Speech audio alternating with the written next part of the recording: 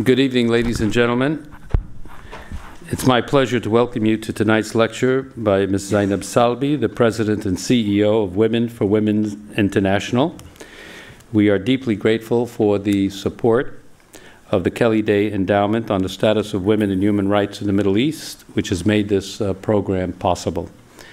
I would particularly like to thank the founding members of the endowment, Kelly Day and Paula Douglas, who are here with us this evening, and Mrs. Ghada Irani, who unfortunately could not join us this evening.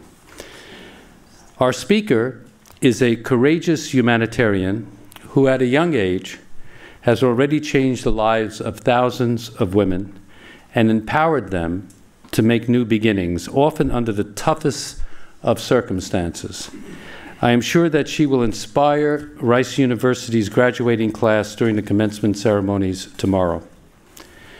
Most of the world's 35 million refugees are displaced people, and displaced people are women and children. This fact is too frequently forgotten. In many of the world's major conflicts, civilians suffer the worst harm. When a conflict is ended, reconstruction can be arduous. In the early 1990s, there were no humanitarian organizations solely dedicated to helping women victims recover from war and genocide. In 1993, Zainab Salbi recognized this unmet need. With $2,000 originally set aside for her honeymoon, she and Amjad Atallah founded Women for Women International. Only 2 years later, President Bill Clinton and First Lady Hillary Clinton honored her at the White House. Today, Women for Women International is helping women rebuild their lives around the world. There are examples in Bosnia, Iraq, Sudan, and elsewhere. And the organization has reached 93,000 women, affecting 5.3 family and community members. The organization has developed a very novel approach to providing material support.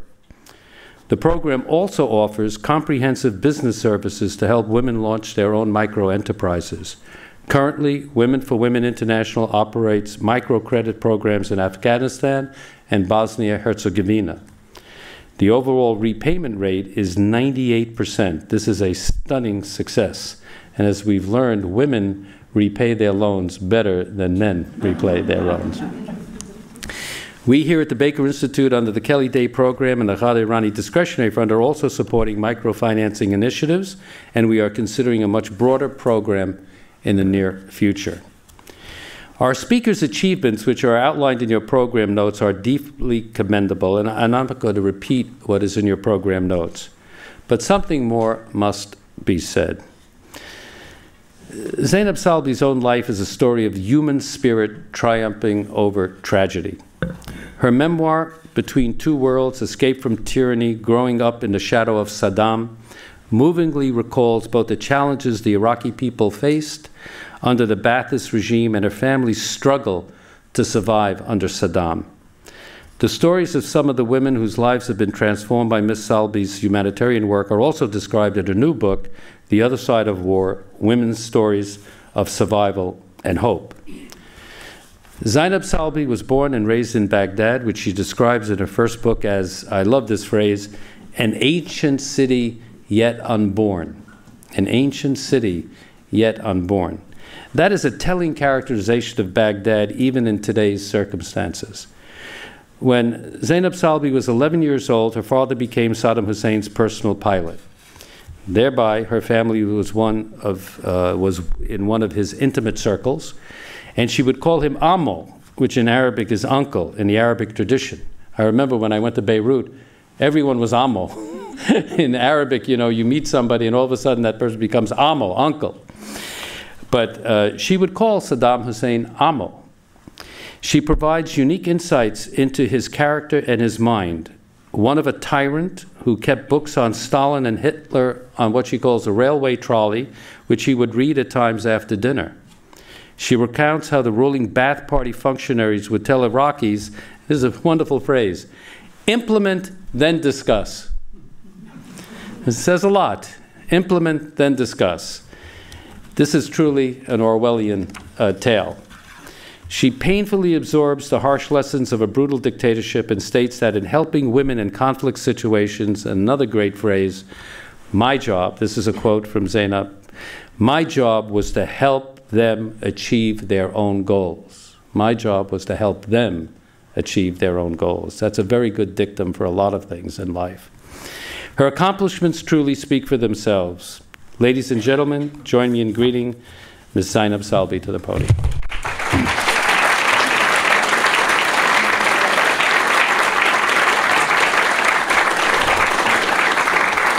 Thank you very much for this very generous introduction, and it's a pleasure and honor to truly be in everyone's company here.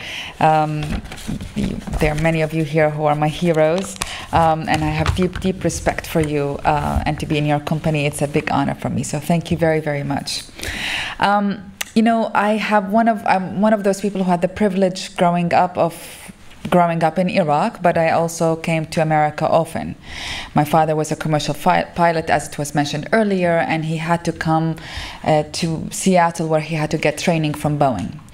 So in the 70s, I remember when I would come to America as a child and would play with other children, and they would ask me, where are you from? And I say, Iraq. And they said, oh, you live in tents and you have camels and all of these things. And as a child, it made me very angry. I was like, no, we have, you know, cars and houses, and God knows I lived in a family that had no different lifestyles than any suburban middle-class family in America. And so, but there was a different perception. Then the 80s came, and I would also still come to America, also Seattle, and there was the war, the Iran-Iraq war.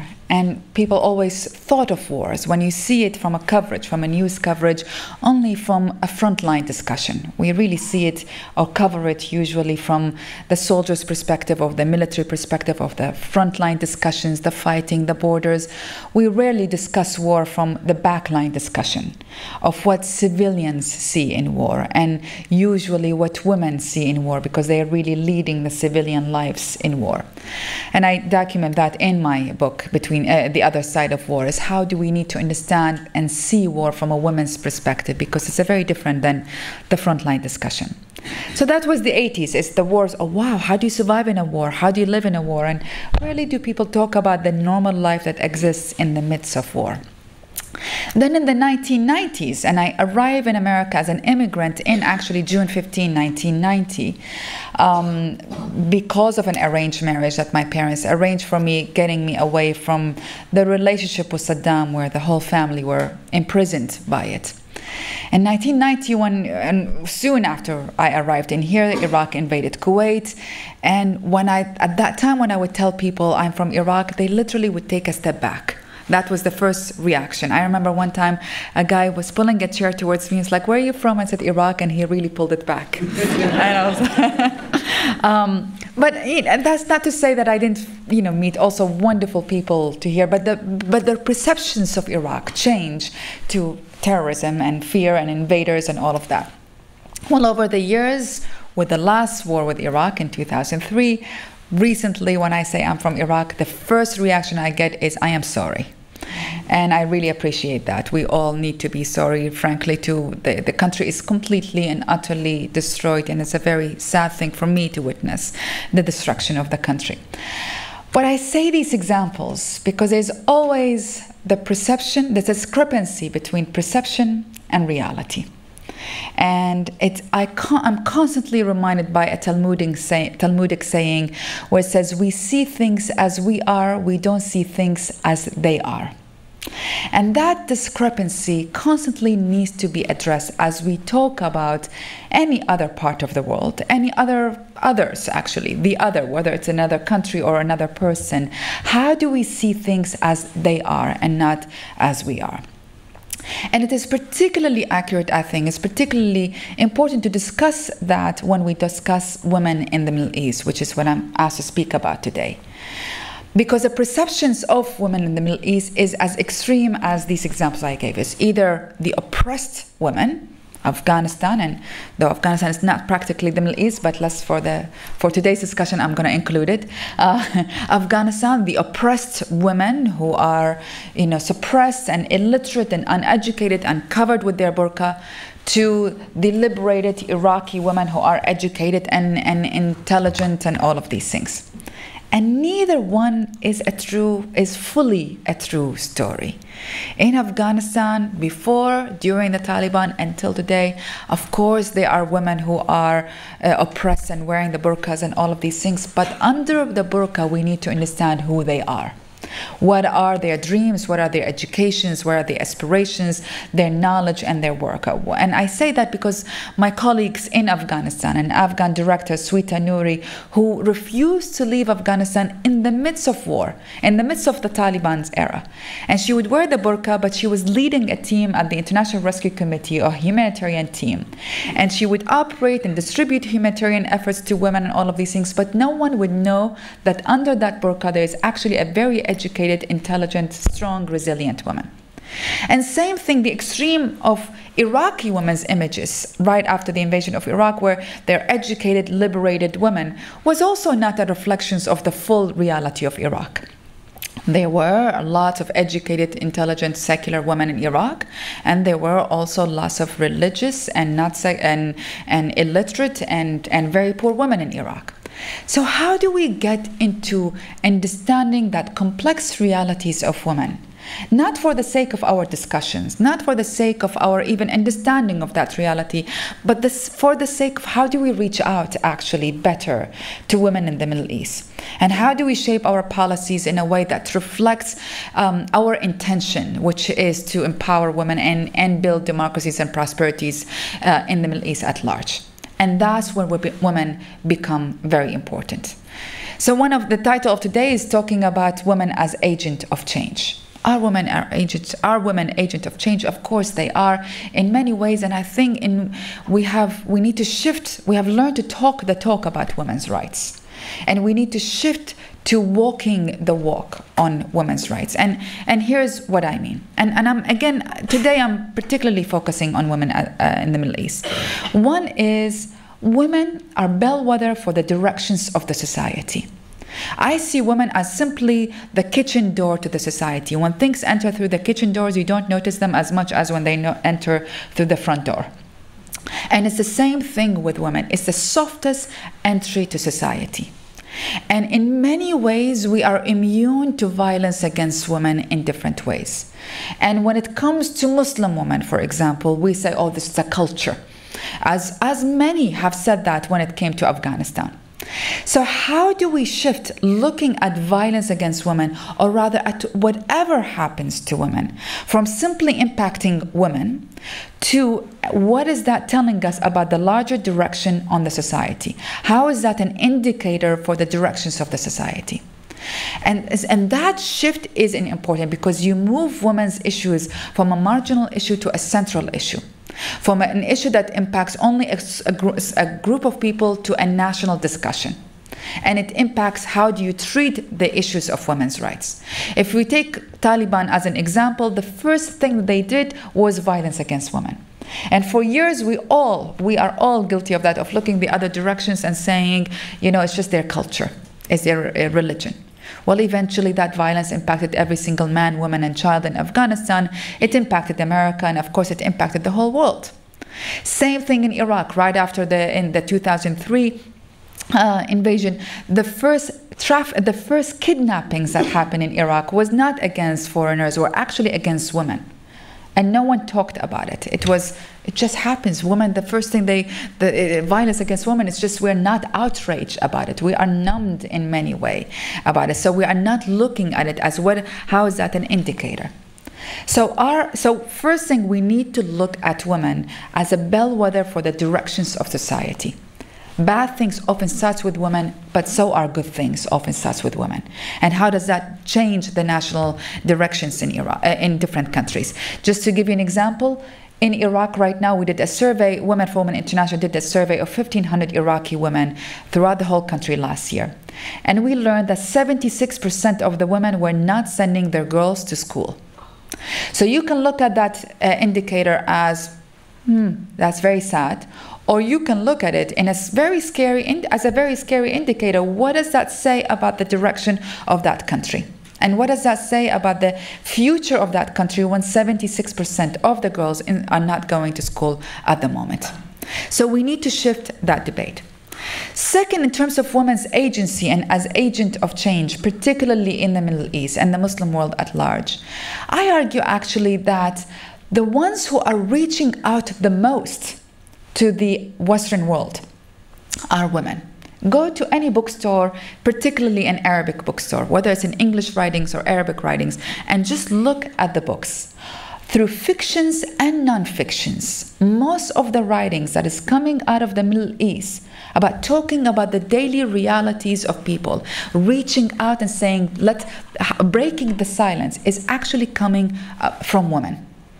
My book is a fiction, it's a non-fiction, but there are lots of fantastic work of literature that is actually through fiction they are breaking the silence, whether from Iranian women to Iraqi women to Egyptian women to even Saudi women. And we need to look at women and their messaging of what are they sending us in terms of message, reaching out and breaking their silence in very subtle ways, and mostly through art and fictions. So we have, yes, women are agents of change, they are important. But their importance are not reflected in many policies. I don't mean only Middle Eastern policies vis-a-vis women, and so is Western policies vis-a-vis women. For many reasons. One, the elite has been and still is the main door in terms of discussing women issues in the Middle East. Now, I have to tell you, as someone who come from the social elite in Iraq, I have never, in 20 years that I lived in Iraq, I have never seen a poor person there, except for once, when my mother and I dropped off our housemate and saw that how her family and her living in 2 rooms, and that was my only understanding of, or a glimpse of understanding of poverty in Iraq. When I go now, and I'm going next week, I went there last year, my family is more eager to learn about what I see in terms of poverty in Iraq than they've ever seen. They have never gotten out of their own circumstances to see how people are living. And so when the elite is the only source of actually discussing women's issues, that there is an issue in here, particularly the elite in the Middle East. A, they have lost touch with the street politics in the Middle East right now. And today in the Middle East, we are operating in an era of the street, where the street is dominating the politics and is shaping the politics of the Middle East, be it from Iraq to Palestine to Egypt to different parts of the Middle East. And the elite are no longer connected.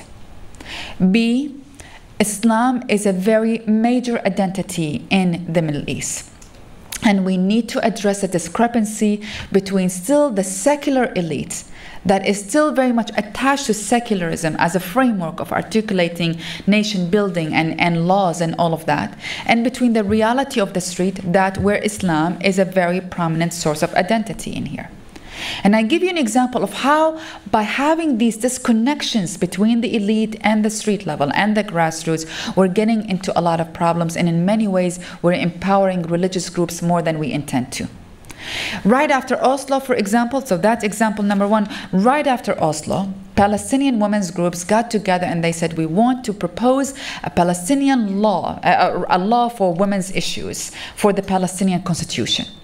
So they went and talked to all women in the villages in Palestine and the small villages from Ramallah to Gaza and all of these things, and they put the report together. But when they put it together, they completely dismiss all articulations of Islam in women's identity, particularly poor women's identity at the village level.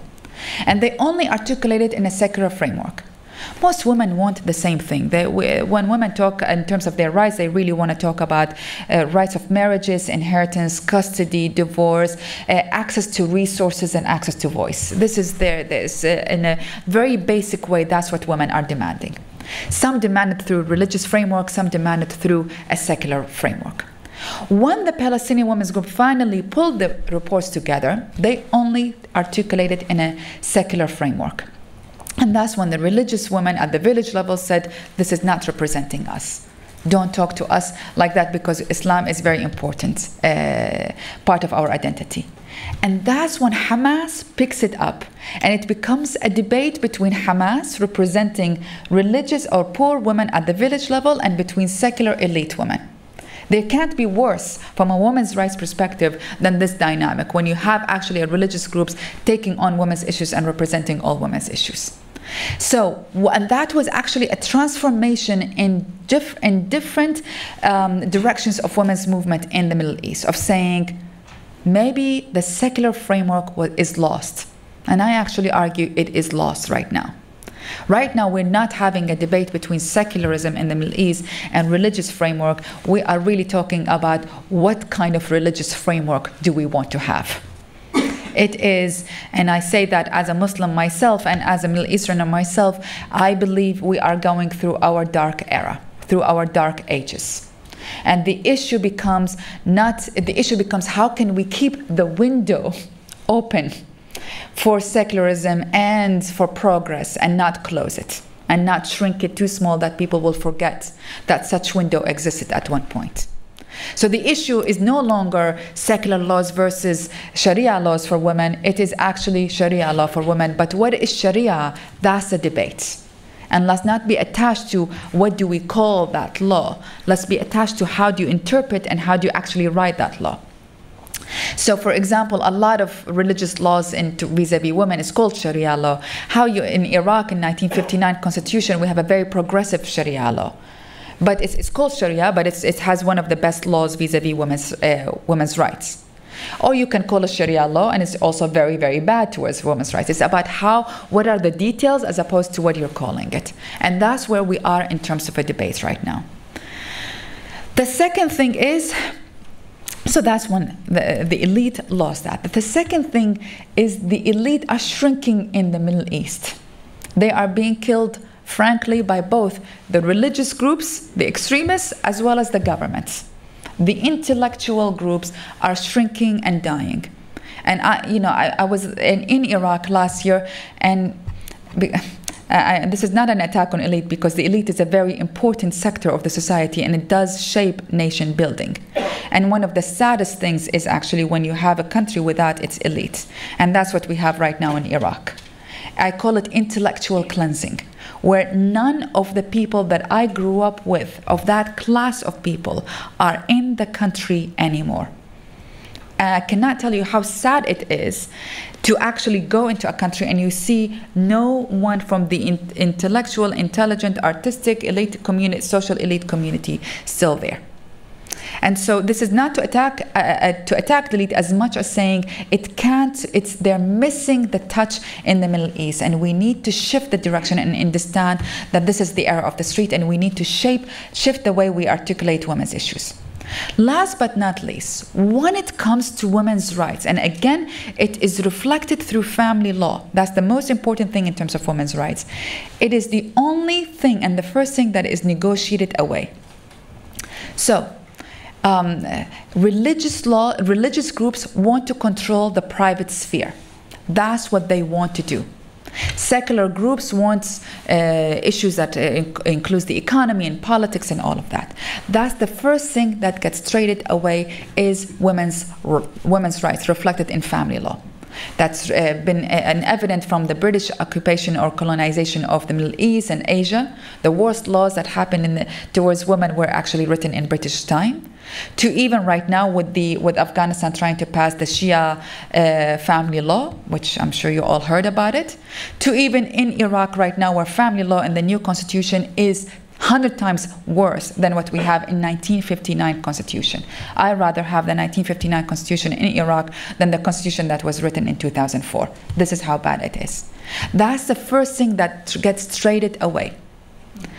And last but not least, there is no reflection, true reflections of the importance of women among the secular groups. So again, I talk about Iraq, and forgive me to talking about Iraq the most. But in 2004 elections, there was a lot of momentum, there was a lot of energy, indeed, a lot of excitement. A lot of women went to the secular women's groups, secular political groups, and said, we want to run under your ballot. There was no room for them. The religious groups, on the other hand, were appealing to women to run and to vote, and in a very organized way. So we need to learn, and we need to shift that actually attention, saying the secular groups do not have to be good for women just because they're secular. And how can we keep everyone accountable in terms of importance of women's issues? Because when we are not, the very ones that we're all fighting are the ones who are grabbing women. And that is religious fundamentalism. So I did my master's dissertation on why would women support fundamentalism. And I started with saying, why would anybody support, and particularly any women support fundamentalism? We get the worst deal out of it. And I ended my dissertation saying, if I was a poor woman in Egypt or in any of the countries, I see why they support fundamentalism. They are providing all basic supplies of food, water, electricity, well, you can't control electricity, food, money, clothing, transportation, schooling, whatever the tangible, immediate realities that women at the poor and the grassroots level need, they are addressing it. And unless we shift the discussion of having women's rights being some intellectual exercise to having women's rights being actually a tangible delivery that improves and deals with people's daily reality, we are losing the street. It is not a big choice to make. I always argue it's not a hard choice to make for a woman between a Taliban or a Talib member who are telling her, here's a rice sack, give me your son, and I'm feeding 8 of your children, and I'm guaranteeing that they'll be fed. Between that and a group who are saying, I'll teach you how to get a job, I'll teach you educations, I'll make sure all your kids are in school, and you have the right to vote, and you'll stand on your feet. This is not a hard choice. She will always choose the latter. I assure you that. Women are not making an ideological choice at that level, at the grassroots level. They are making a pragmatic choice that is understandable. And if we are to talk about women in the Middle East as agent of change, we have got to shift the policies and address the women's needs at the street level. My office in Iraq, we have an office in Iraq, we work in 3 provinces. My staff called me and they said, we can't compete with the religious group.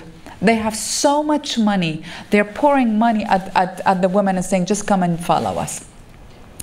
So we have to address that the competition is not at the top level, it's also at the street level, and particularly this time. We are when it comes to and that's what Women for Women International tries to do.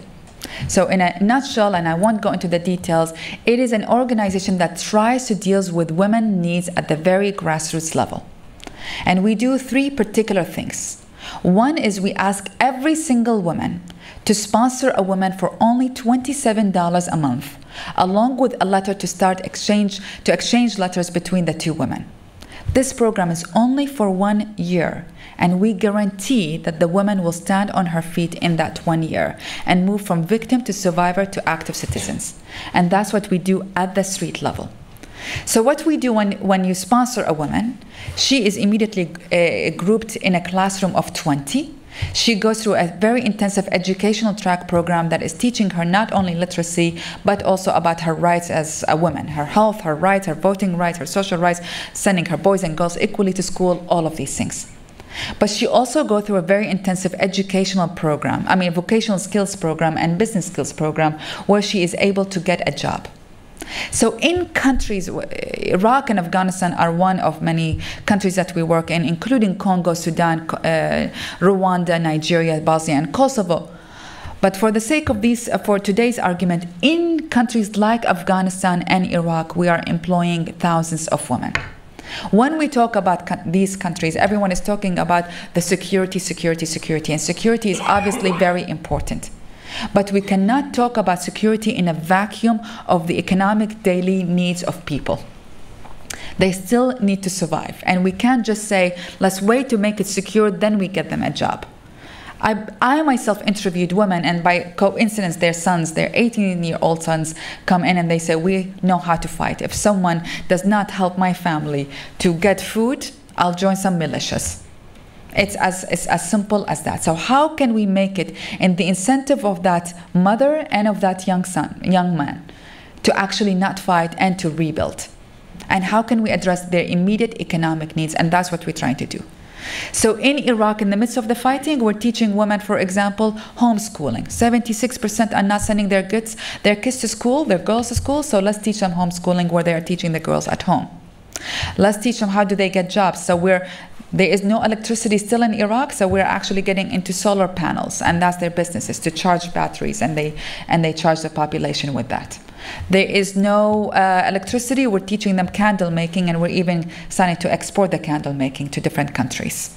There is no job, so we're teaching them sheets and what do you call it? They sell sheets to local hotels. Same in Afghanistan. There is no food. We're teaching them organic farming, in which they are dealing with local market needs. So how can one be creative, actually, and work looking into market opportunities within conflicts, because still there is a market in conflicts? And that's when we talk about agencies of change. So I talk about, in the middle of Iraq and in Afghanistan, actually, you have women writing letters to their American sisters. We call it's a sisterhood program. To their American sister, and I interviewed a woman myself in Iraq, and she put rose water on her sister's letter. And rose water we only put it in religious ceremonies, it's a holy whatever, you put it in the Quran or in religious ceremony. And I was like, wow, you know she's American. Her name is Susan, right? Do you know that? And she's like, yes, she's saving my life. I don't care where she is from. She is saving my life. I love her and I pray for her every single day. That's how we build bridges of diplomacy. It's at the street level. It's the bridges of at the grassroots level, women reaching out to women.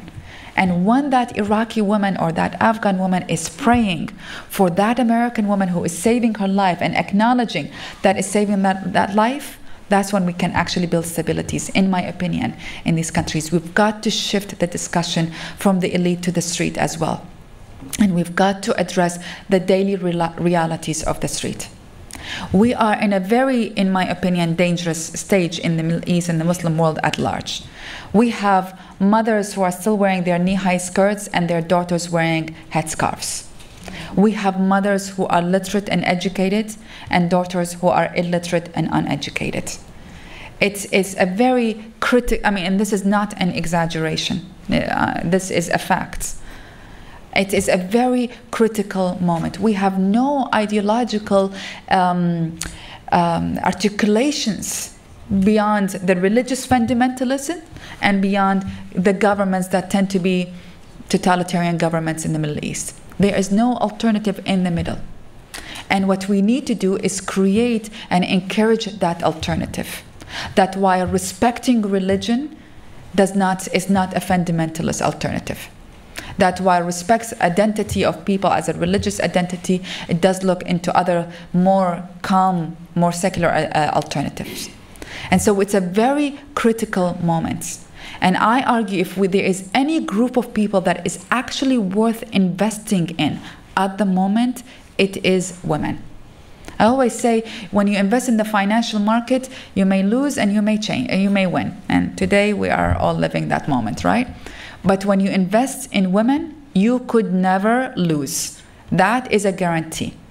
We cannot talk about the building of strong nations, strong economies, strong democracies without the inclusion of women in it, of strong women in it. In Afghanistan, warlords were buying the voting ballot for $100. And the women that we trained over there, we work with about 20,000 women in Afghanistan, come to us and report that. And we, as a result, we're able to go into the election committee and report it. And they come to us, more importantly and say, we understand our vote is more important than $100. But you're also helping us address our needs for money. So we will vote and we will not sell our voting ballot. We need to address that reality. And we need to understand that we cannot talk about the building of strong nations without strong women in it. So I'll stop here and I look forward for your questions and answers.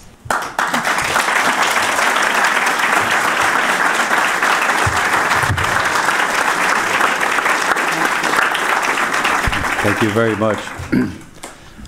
You can see the knowledge and wisdom that's here during the discussion we had, the private discussion we had with Zainab Salbi, Secretary Baker mentioned that the first time he had contacted her was in the context when he was co-chairing the Iraq Study Group report. And there's a fountain of knowledge here that any policymaker should put into his equation. Floor is open. Hi, Zainab. Could you stand up and speak loudly, please? I try to speak up. Zainab, I'm one of the sponsors of Your Women, and I'm proud of what you do. I'm an Arab woman myself. I want to raise a few things. First, I find it very ironic that the 2004 constitution that was written right after the liberation of Iraq is, I'm going to use the word, much more backward than the one that was written in the 1950s, and I'm assuming by Arabs and not by, not under Western occupation, thus first. Second, when we talk about women and what we need and the competition with fundamentalism, who are we? Who are we? Who are you? I mean, are we speaking as policy makers, as the State Department, and to build nations for what? I mean, I'm confused here because, as an Arab woman, our experience with the West has been covering the attacks on the Gazans, on the Lebanese, where women were the most victims, covering attacks on Iraqis, on Afghanis. So who are we? Are we a grassroots people who are against policymakers who are there to conquer the area, or are we representative of them and we want them to do a better job to win over the hearts of women so that fundamentalists do not win? And the other thing is, I'm a secular myself, I may have said that earlier, but one of the most impressive feminist / Islamic group that I find going to Lebanon back and forth is the Hezbollah women. They are, they are very progressive. They are a grassroots women. They have a voice in what, I was never impressed, and I have issues with not religious, but I have issues with our family laws. I have, as a secular woman, I do have lots of issues with that. However, we see models. There are lots of Islamic women who are presenting models to us that are worth being very respected. And okay. I'm going to try to remember your questions. I think I'm going to have to invite you here as a speaker. Yes, exactly. I think you should do that. First one. I'm trying to remember the first question. Sorry, I don't have the... Always go for the second question. Second question, No, but I try to... The constitution, the Iraqi constitution. Yes, in 59 was actually written in in an era where trying to have a lot of progressive laws in Iraq. This constitution was written, in my opinion, where the groups where family laws was negotiated away. In my opinion, very clearly, where different Al-Hakim and then Sadr and all of that, they wanted the control over the family law. And it's so loose right now. It's about how every imam, I have no problem with Islamic law. Personally, it's about how you interpret it and how you formulate it. And it could still be good for women. It doesn't have to be, it's not an automatic bad thing for women. But it is right now so loosely defined that any imam, it's about the imam's interpretation of what he understands of the law. So you can have, it's the same woman, she can go to this area, she gets this interpretation in this area. So it's horrible, and that was a very clear negotiations away on women's issues. It's blatant, actually. In Iraq.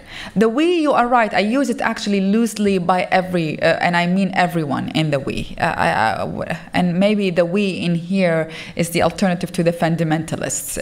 So sometimes I use it as secular groups in the Middle East, secular women's groups, the elite, the government, but also Western policymakers. And I do use it loosely, but it's anybody who is talking about the establishment of stabilities in these countries, whether be it from within the country itself or outside the country itself. And the last but not least, absolute, I mean, it's not either or, as I said, it's not the woman with the cover is bad and the woman without the cover is good. I don't believe that, and it doesn't matter where she is from.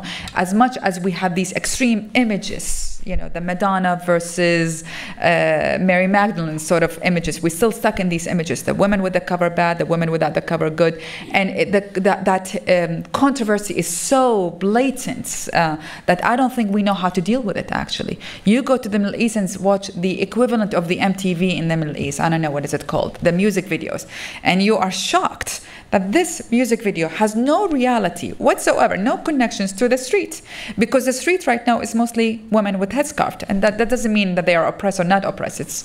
The street is mostly women in headscarves in Egypt, in Amman, in Iraq. I'm afraid of going to Iraq right now like this. I wear a wig and a headscarf because both are bad right now. But it's, you know, so there is this connections between here. That doesn't mean either or. Nor did I hope I didn't suggest that at all, actually. As much as, yes, there is a complexities and we need to understand that complexities. Sir. Yes. Rightly or wrongly, President Obama's election has raised hopes in different parts of the world. I heard today that he will be making a major address to the Muslim world from Cairo next month. If you were to have an input into what he is to say, what would you tell him to say, and how would he address women's issues in that talk? Great questions. Great questions. I would say, you know, I'll answer it in this way. How can we respect Islam as a major source of identity in the Middle East right now without being more Muslims than the Muslim world itself? And I'll give you an example. So how can we not be paternalistic about the interpretation of Islam? And this is what I would advise, if I am to advise. And I'll tell you exactly what I mean. Right after the invasion of Iraq in 2003, I was one of the first civilians with few NGOs who went there. Literally, I was there 2 weeks after the war started. And we were summoned by a general in the US Army, us, all the NGOs, all the humanitarian aid community, and the UN all together. Now, in the midst of wars, there's a process. NGOs go to the UN, they give us instructions, where do we go, what do we do, and that's how we process. And this time it was the American Army. And he made an announcement saying, okay, we're in charge now of the reconstruction of Iraq, and here's one of the first things that we're doing. We are shifting the food distribution in Iraq from the food cart where you go to any store and you get your food basket to the mosque. So a lot of us Iraqis looked at each other and we said, no, but the mosque is not important. It's not an important political factor in Iraq. It actually doesn't have a major role in Iraq. Remember, we just came out of Saddam's era. Anybody who would go to the mosque get executed the next day or get punished or tortured, you know. So the mosque did not play an important political role in Iraqi culture. And I'm 100%, the general, when he was talking, because we asked him, we said, what are you doing? This is not, you're shifting the role of the mosque by this action. He's like, no, we're trying to respect the culture and Islam, and this is out of respect. And it wasn't out of respect. I actually 100% believe his intention. And his action made it much worse, and worse for women particularly. So it shifted the role of the mosque in Iraqi culture to a very powerful role at the moment. To women. And I was interviewing women in the streets, and they said during Saddam's time, and no one likes Saddam in here, says they would say they would go to the store and they get their food basket as equal citizens. And now they would have to go in the back door of the mosque and fight for the same food basket if they get it, because the distribution of the food changed. So my advice is, how can we respect but not become more religious, more Muslims than the culture? How can we respect but understand the complexities of the culture? And how do we respect the culture without becoming paternalistic about it? Which I believe that action was a paternalistic action that shifted the power dynamics in Iraq. In terms of women, I would say the same thing. Women are indicator for the directions of the society, and the Middle East is just one example of that. And how can we make sure that we put actually our economic investment and our money with women? It's safer. Not only the microcredit, you have 98% repayment rate, but it is a better investment to actually have it in women. You'll make sure that actually you can even measure how the kids are going to school, the health indicators, the education indicators, and the economic indicators. That's what I will invest if I am to invest in the Middle East. Thank you.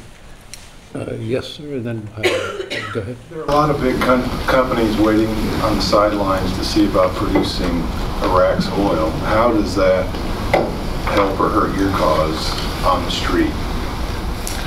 You know, this, I can only repeat what other Iraqis have said in the street, is we don't care. I mean, I'm telling you what I heard. People's like, we are so tired of the war, we want our lives back together. And if it means taking the oil and processing it, fine, just can we rebuild the country? It's as simple as that. There is an utter exam. This is a sort of a cynical response also, but it's, can we just build the country? And there is different ways in which we actually can do it in a way that protects the national interests of the country as well as processing oil. But the priority right now, how do we make it in the incentive of everyone, the oil companies or everyone else, to build the country and not just fix that road where the trucks goes and the rest of the country is destroyed. The country is utterly, I can't explain, it's just very sad for me to talk about how destroyed the country is. And I always talk about my own house, the house I grew up in. It's since the invasion of Iraq, it had turned into an execution center where for a year and a half, or about 20 men were being executed in there on a daily basis. It turned into, right after that, it turned into a brothel. When the militias left, a prostitute took it and it made it into a brothel, and now it's an army base. And for me, it's a reflection where the country is. It is utterly destroyed. It's... You are up. Just one question. As you concentrate on women getting economic power, don't you worry about making them political targets as a group? I mean, I read in the newspaper years ago that in Algeria, for example, that there are more women in higher education than men. Women are driving buses. They're becoming a real economic power, and it's making people very uncomfortable. I have seen, my personal experience is more positive than negative in terms of their husbands or the male figures in their families. When we are talking about the poorest of the poor, and Women for Women International predominantly only work with the poorest of the poor. There's one man I interviewed in Iraq, he said, I don't care. I am so hungry. My family is so poor. I don't care how you help women. Just help us. How you help our family, just help us. In Afghanistan, we trained 400 imams to give speeches about women's rights in their Friday speech. And we actually got, obviously we would not have done it if we got in danger or that we would be killed. But when you make it when you show the connections between investing in women and the well-being of the family, more men respond positively than negatively. There's always a story that I tell about Afghanistan about a woman who was in Wardak, very, very fundamentalist, very Taliban controlled during the Taliban era. And after the war, she got into the program. She was a widow also, which meant she's only that much more marginalized. No one in the community talked to her. Long story short, she started a bakery. And you can negotiate away from these restrictions by saying it's a women-only bakery. So, and men left us alone constantly. And she started a bakery and succeeded so much, she started hiring some men actually, and she got killed in a car accident. And the men in that village, it was a Taliban-controlled village. This is still Pashtun, very, reserved village, conservative area. They called the bakery after her name. Now it's in her honor. So can we witness change? Yes, but the way we look at it is from a pragmatic approach. How can we make it in the incentive of the community to support women? And as long as we do that, I think you can succeed. I think there's one in here. Oh, I'm sorry. No, No, I just feel bad because he's ready. Go ahead. Go. You're in charge though. No. You're in charge. You're in charge. We listen to women. Please. I guess when you started your speech, I thought you and I are going to have very pointed questions toward the end, but on your second part of your speech, you hit the nail on top of all the issues of concern. I believe women's right, personally, I believe women's right and Islamic fundamentalism, even to a moderate sense, are oxymoron. There are not that many privileges for women that is stated in the Quran, no matter how you would like to define it, and even if it's open to interpretation. I think the primary problem is now the people of the Middle East see this as a crusade war. They see this, the 1993 invasion by the Bush administration of 2003, I'm sorry, of invasion, nothing but short of a crusade war. And it's brought a lot of extremism in the Middle East that is very difficult to avoid. And when they see cluster bombs in the southern Lebanon and M1 banks attacking the Muslim world, and then they talk about democracy and Hamas wins the West Side by democracy, and then they say, well, we agree to democracy, but this is not our kind of democracy. I think this is the problem that pushes the extremism toward Islam, and unless we resolve the real issue of Middle East, and U.S. is found more to be stable toward its relationship toward Israel and the rest of the Arab world, this extremism will continue, and with that extremism continuing, the women's right will be of a secondary agenda. Women's rights so far has been a secondary agenda, unfortunately. The issue is how do we make it a primary agenda for not only the Middle East, but the rest of the world. Yes, Mr. Baker has a question. Zainab, President Obama has announced that all combat troops will be out of all major Iraqi cities by June 30th, with the possible exception, I suppose, of Mosul and Kirkuk. And then they're going to be out of Iraq by August of 2010. So if you had a crystal ball tonight and you looked into it, tell us what will be happening in Iraq in September of 2010, after all American combat troops have gone. Right now, I would say it's probably going to be, it's not going to be in a good direction. We already have, I think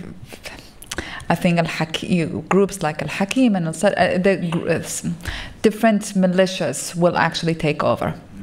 And it's not going in the right directions. The last election is a good shift that I did not expect it. It was a positive shift in terms of the religious groups losing some seats, a lot of seats, and the centralist nationalist government sort of getting in, which is good. Because I was very scared about this discussion about the federation and all of these things. We do need to centralize, in my opinion, as much as possible at the moment. And once you have a stronger government, then you can decentralize. But so right now, it doesn't look like a good direction. So you have a lot of armed militias, strong, with political power. It's unless we have some radical change. Do you think the dividing line will be on a Shiite-Sunni basis in part, and then also just on an acquisition of power basis by the militias? I think it's going to be on the acquisitions of power basis on the militias. The Shias, I think, have already won in many ways in the terms of the national politics. They've already stated their slate in there. So it doesn't look good. In many ways, a lot of Iraqis are asking us, like, can we just have a nationalist, secularist, big, strong guy come and take over, which would be Saddam Hussein sort of ways, because that's what he was, really, But, I have to tell you the truth, that's a lot of what the people are asking for. So it's not necessarily going in a good direction. A year and a half ago, there was Shiite on Shiite violence in the South. Do you think that's likely to resume, or do you think the Shiites are going to pretty much control what happens in the South?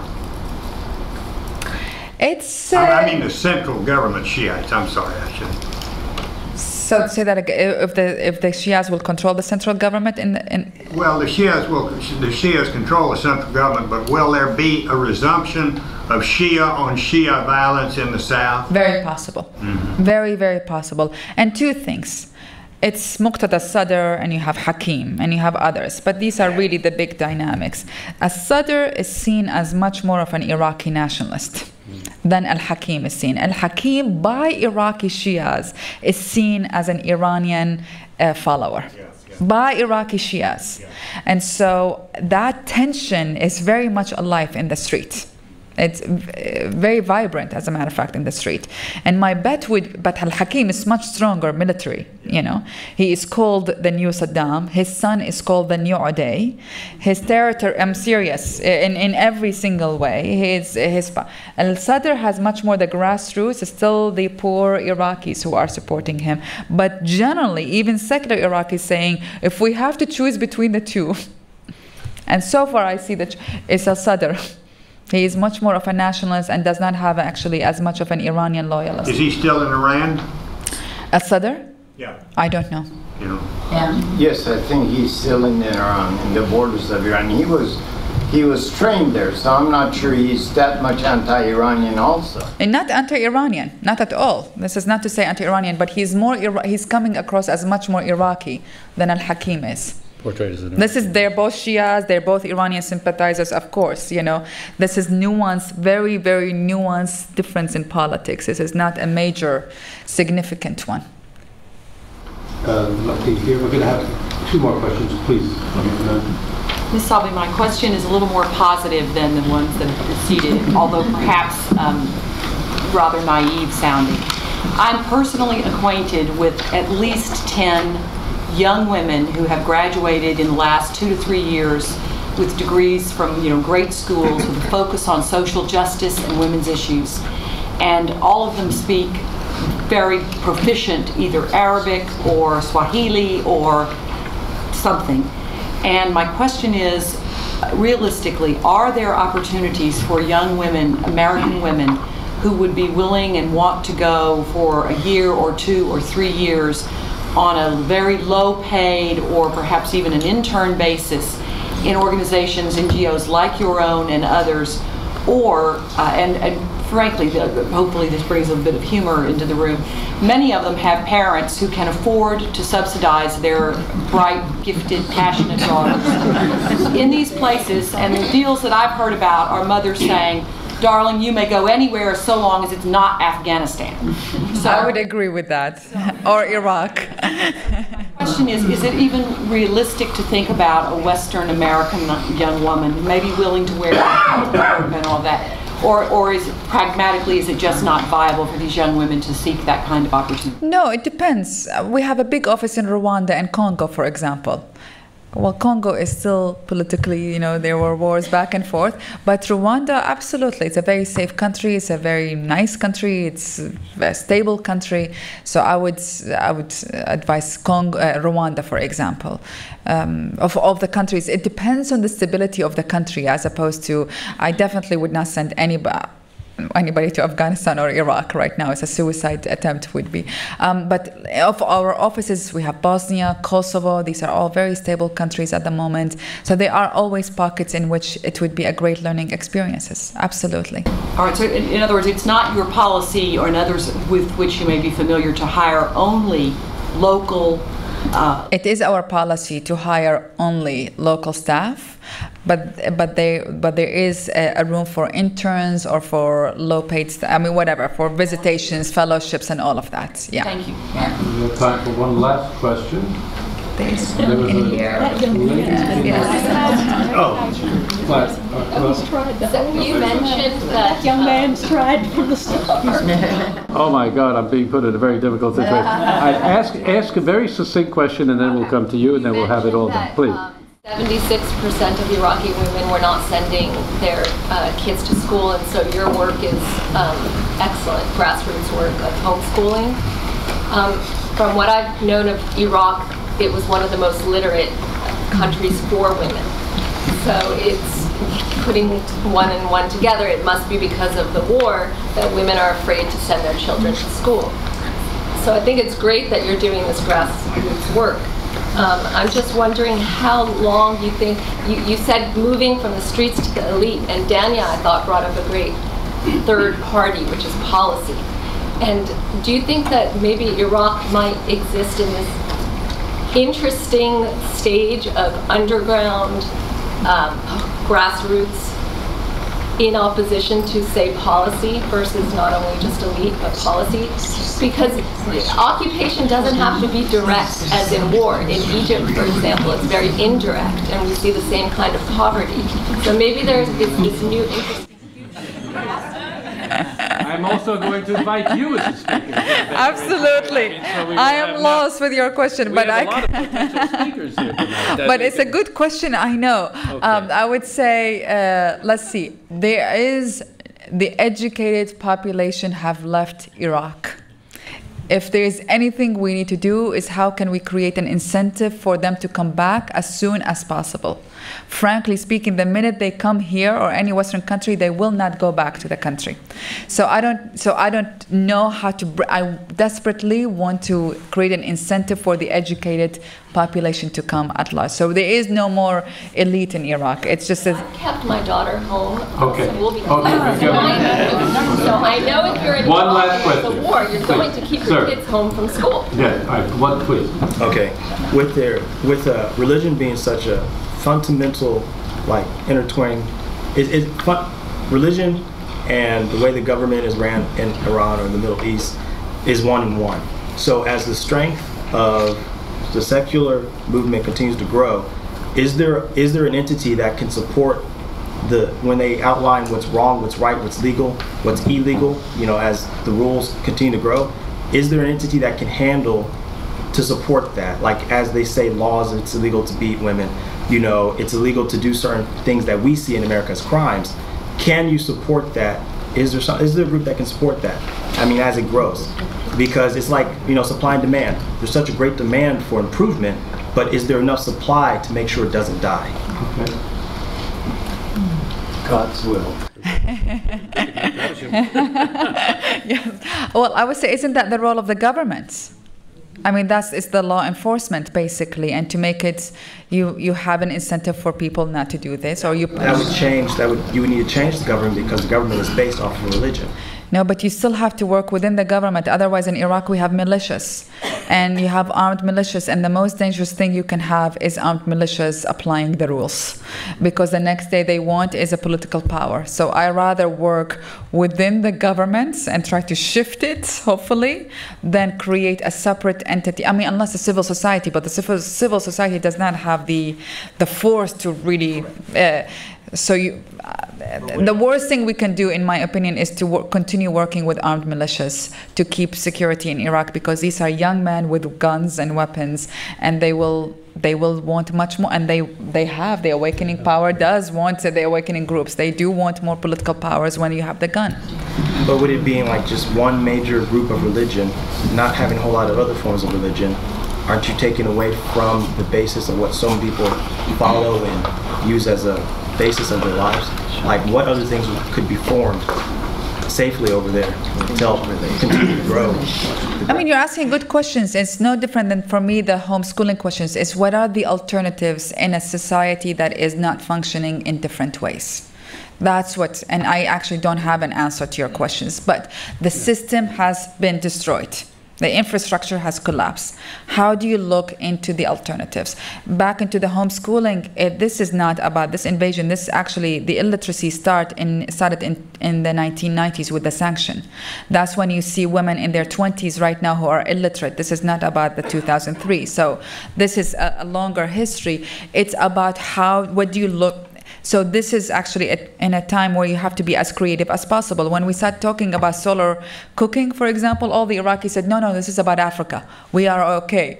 But we are not okay. And we don't have electricity. And we have to address that. So you start looking into all these alternatives. And your question is, what is the alternative? And I really don't know. As much as I know, we need to look into these alternatives until the system is back together. Ladies and gentlemen, I have to cut this off. This could obviously go on all evening. Zainab Salbi, thank you very much for a brilliant presentation.